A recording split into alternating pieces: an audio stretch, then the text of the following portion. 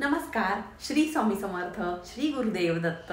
तुम्हा सगळ्यांचं माझ्या चॅनलमध्ये खूप खूप मनापासून स्वागत आहे. उद्या आहे मार्गशीर्ष महिन्यातला दुसरा गुरुवार.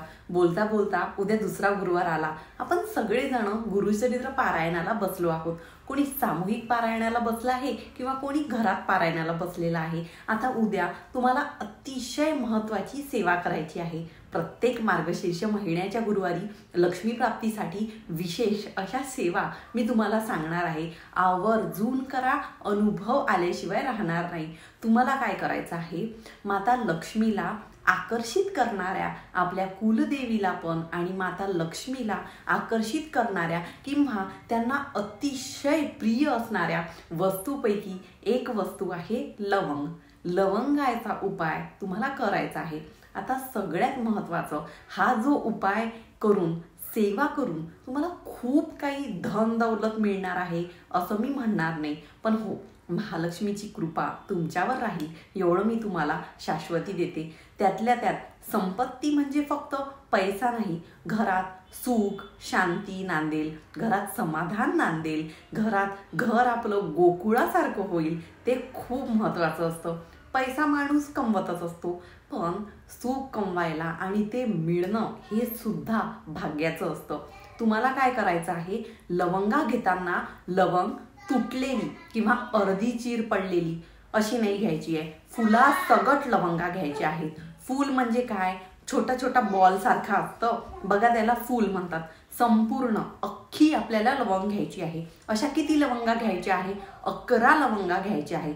11 लवंगा व्यवस्थित निवडून स्वच्छ करून घ्या. प्रत्येकाच्या घरात लवंग असते मसाल्याच्या पदार्थामध्ये आणि ती रोज लागणारी गोष्ट आहे, ती आपल्या घरात असते. ज्यांच्याकडे नसेल त्यांनी आणून घ्या. लवंग घेतल्यानंतर 11 लवंग तुम्हाला घ्यायचे आहे. स्वच्छ व्यवस्थित बघून घ्या. लवंग घेतल्यावर काय करायचं आहे, महालक्ष्मी अष्टकम. आपण जेव्हा मार्गशीर्ष गुरुवार धरत असतो तर त्या मार्गशीर्ष गुरुवारच्या पुस्तकामध्ये देखील महालक्ष्मी अष्टकम आहे. तुम्हाला सांगते, महालक्ष्मी अष्टकमची सेवा अतिशय फलदायी आहे. ज्या घरात वर्षभर म्हणजे 365 दिवस महालक्ष्मी अष्टकमचे पठण होते तिथे कधीही कशाची कमी पडत नाही. हे शाश्वत सत्य आहे. रोज 11 वेळा तुम्ही सेवा करू शकता. ज्यांना शक्य असेल त्यांनी करायची, ज्यांना नाही होत त्यांनी नाही करावं. पण मार्गशीर्ष महिन्याच्या गुरुवारी आवर्जून आवर्जून आवर्जून ही सेवा करावी आणि नित्यसेवेमध्ये खरंच ते तुम्ही ॲड करा. तुम्हाला खूप सुंदर खूप छान फायदा होईल. म्हणजेच काय, जेव्हा तुम्ही नित्यसेवा करत असता तेव्हा तुम्हाला महालक्ष्मी अष्टकमचं पठण करा. आता तुम्हाला सांगते, 11 लवंगा हातात घ्या, एका डिशमध्ये घ्या. 1 लवंग, 11 पैकी 1 लवंग आपल्याला इथे अशी हातात घ्यायची आहे. एक फक्त हातात घेतल्यावर 1 वेळा महालक्ष्मी अष्टकम म्हणायचं आहे. नमस्ते तू महामाये श्रीपीठे सूरपूजिते शंख चक्र गदा हस्ते महालक्ष्मी नमोस्तुते.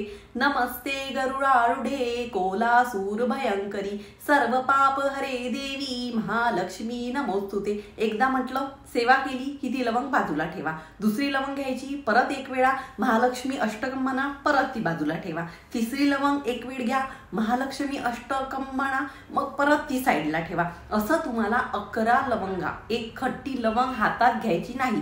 1 लवंग इथे हातात घ्यायची, महालक्ष्मी अष्टकम म्हणायचं, ठेवून द्यायची. दुसरी लवंग पुन्हा हातात घ्यायची, महालक्ष्मी अष्टकम म्हणायचं, ठेवून द्यायची. असं तुम्हाला 11 वेळा महालक्ष्मी अष्टकम पठण करायचं आहे. तुम्हाला समजलं असेल, 1 लवंग हातात घेताना आपण महालक्ष्मी अष्टकमचं पठण करत असतो. म्हणजेच आपण 11 वेळा आपल्याकडून महालक्ष्मी अष्टकमचं पठण होईल. ते झाल्यावर त्या लवंगाचं काय करायचं, खूप मोठा प्रश्न होतो. त्या लवंगाचं काय करायचं, तुम्हाला शक्य असेल तर त्या लवंगाचं एक त्याचा असा बंच करून घ्या. एक अशी, नंतर त्याला गाठ बांधून कुठल्याही लाल रंगाचा वस्त्र घ्या, त्यात त्यांना असा बंच बांधून संपूर्ण मार्गशीर्ष महिना होईपर्यंत तो जी का लवंग आपण गठान बांधून ठेवली आहे ती तुम्ही देव्हाऱ्यात तुम्ही ठेवू शकता.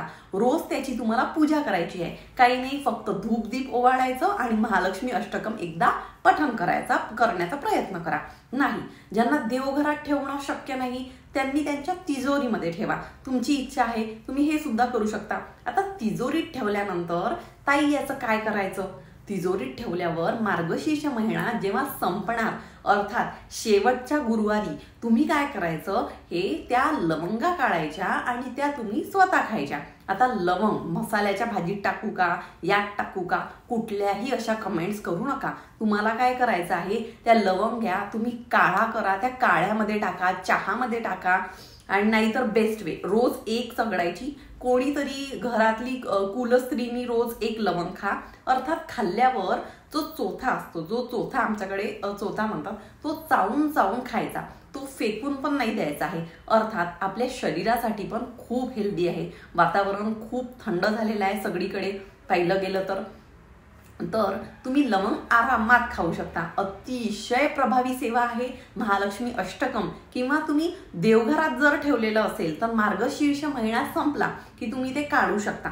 आता आपण जर ही उद्या सेवा केली अर्थात दुसरा, तिसरा, चौथा या तीनही गुरुवारी त्यांची तुम्ही पूजा करा. जिथे तुम्ही महालक्ष्मीची मांडणी करणार आहात तिथे तुम्ही त्या लवंगा ठेवू शकता. तुम्ही पूजा करू शकता. अनुभव आल्याशिवाय राहणार नाही.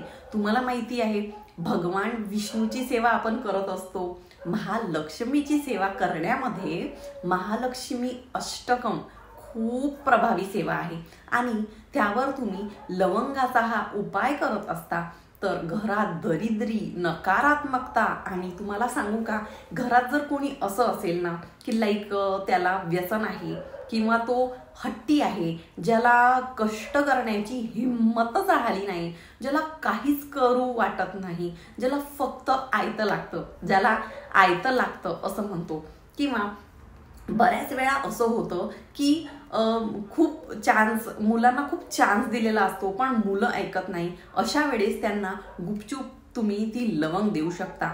ठेचून द्या, त्यांच्या भाजीमध्ये टाका. काहीतरी ऑप्शन आहे, फक्त भाजीमध्ये टाका. याचा अर्थ काय की आपण भाजी खातो ना त्याच्यामध्ये पटकन त्याला टाकून द्या. किंवा त्याला आपण असं करू शकतो, त्याच्यासोबत गोड बोलून सांगा की बाबा आता थंडी सुरू झालेली आहे तर ती एक लवंग तरी रोज खाऊन घे. असं पण तुम्ही करू शकता. ज्यांचं सगळं काही चांगलं आहे, ज्यांना माहीत आहे की कोणीच आमच्या घरातलं खाणार नाही, तुम्ही स्वतः खा, काही होणार नाही. अतिशय सुंदर महालक्ष्मी अष्टकमची सेवा आहे जी तुम्हाला करायची आहे. तुम्ही आवर्जून कराल, मला तुमच्यावर खात्री आहे. तर आय नो पारायण सुरू झालेलं आहे, सेवा वगैरे चालू आहे, आमच्याकडे पण तीच परिस्थिती आहे. पण होतं खरंच सगळं महाराज करतात. तुम्ही पण पारायण करा.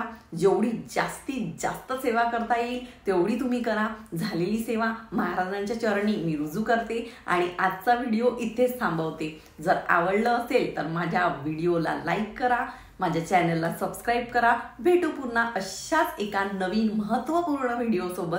तोपर्यंत श्री स्वामी समर्थ.